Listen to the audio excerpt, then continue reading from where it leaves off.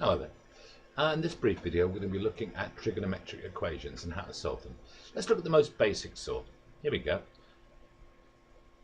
We're told the sine of x equals 0.4, find x.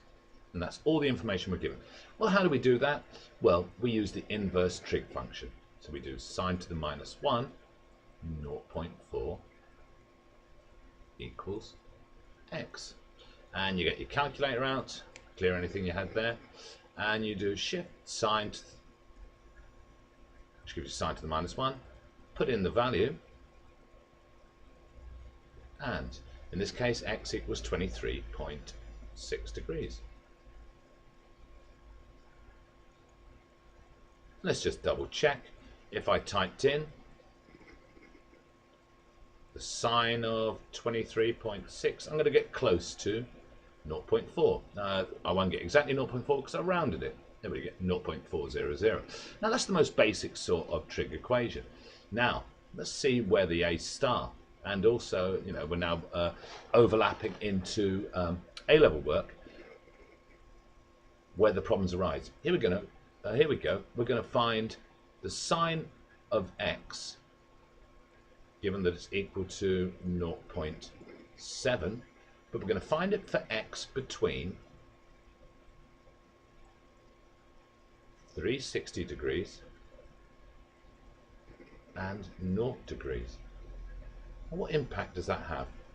Well, first off, it doesn't have much impact, because we start off as before. We do sine to the minus 1, 0.7, and we use our calculator to find what's called the principal value. So here we go, shift sine 0.7, close brackets, and there we have 44.4. We'll work to one decimal place, and we picked up most of the marks here. But the point is, this is what makes it an A-star question, is that there are more angles between 0 and 360 that have a sine of 44.4 degrees. Let's have a look at the sine graph.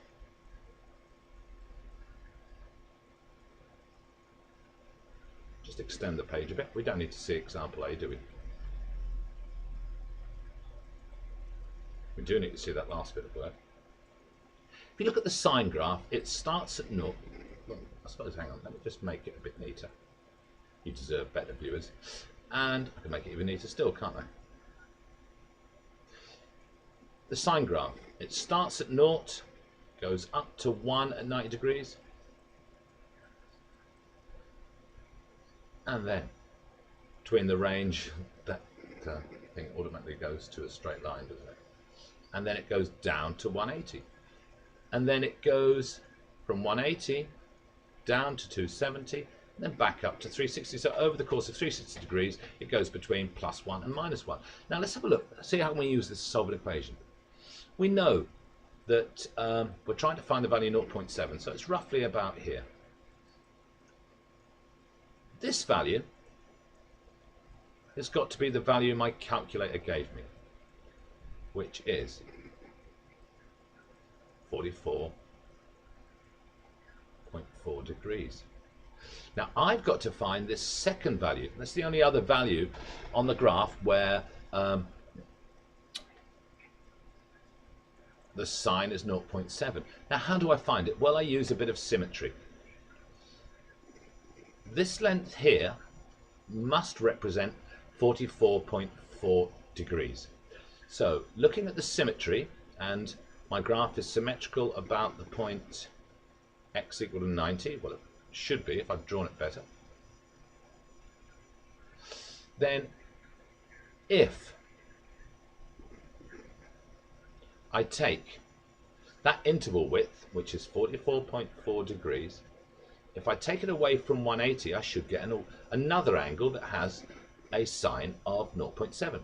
So I do this calculation, 180 degrees, take away that interval, 44.4 degrees, and that gives me 135.6 degrees. So I think the other angle with a sine of 0.7 in the range 0 to 360 is 135.6. Let's just double check. I was never convinced when I was your age that my maths was accurate.